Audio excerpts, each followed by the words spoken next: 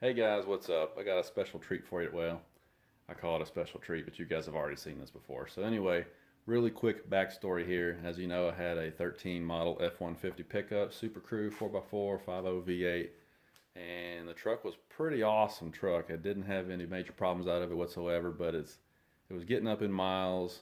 I did have a little bit of a coolant leak. I had some engine ticking if you've seen my other videos. And I had been noticing lately that it was starting to burn a little bit of oil. So, if you read through the F-150 forums, you'll see that the first couple of years of that 5-liter engine, they had some trouble with the cylinders. I guess they were not honed properly at the factory or something, so a small amount of those trucks had some issues with the cylinders.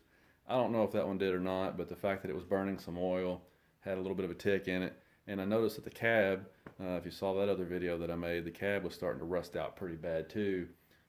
So with almost 130,000 miles on it, I figured, you know what, time to get something different. So took the truck yesterday, traded it in, and here is what I got to replace it.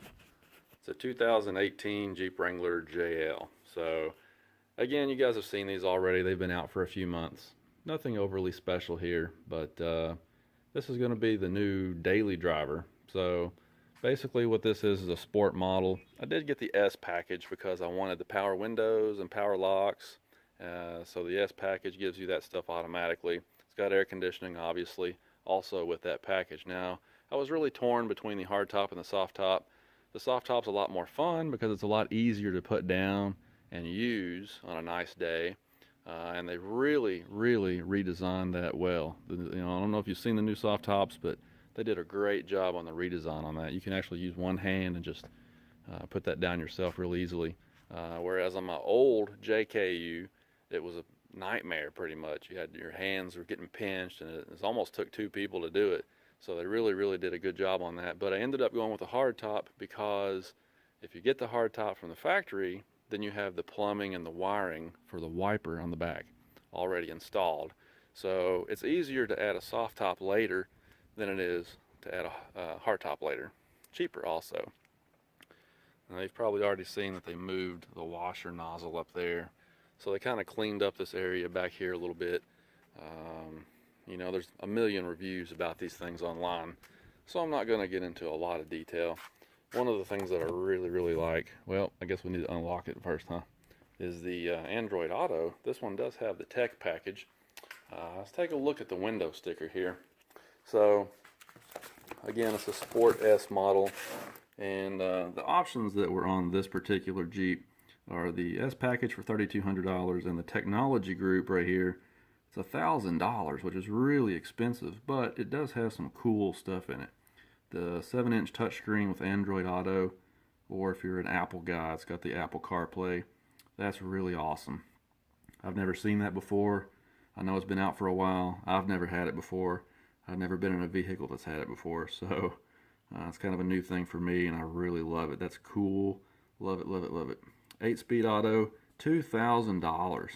I mean, that's just insane why you would charge $2,000 to upgrade, for an upgrade to an automatic transmission. But being a Wrangler, I guess they know that they can price these things really, really high, and they're going to get it. I just really wanted the automatic, so even though it's outrageously priced, I went ahead and got it anyway. And then, of course, the hard top's $1,100. So, didn't get crazy with this one. Just the basic add-ons, power windows, locks, AC, hard top, automatic. Just the basic stuff you kind of want. And then that tech group there for $1,000 is, I guess, the thing that you would consider a splurge. So, total price $38,980 for a basic Jeep Wrangler. It's just really crazy.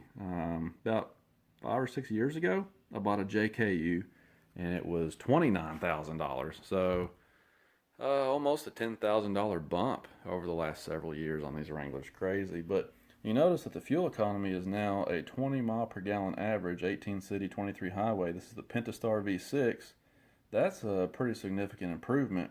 And the thing that I've noticed is that this one is averaging a little bit better than that so far. So here's the great big key fob that you get with these things. It's kind of shaped like a gas can.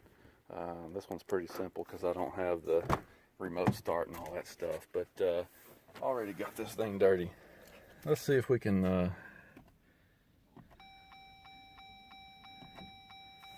see what the fuel economy is here.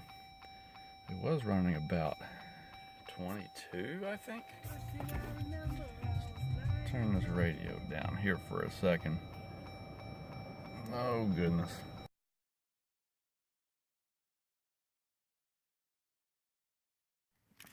Okay, so that didn't go the way I planned. But anyway, the fuel economy on the dash, I haven't been able to see how accurate that is yet, but I've got about 480 miles on the Jeep so far. It's showing me 22.7 miles per gallon. So that's far beyond what I expected out of this thing.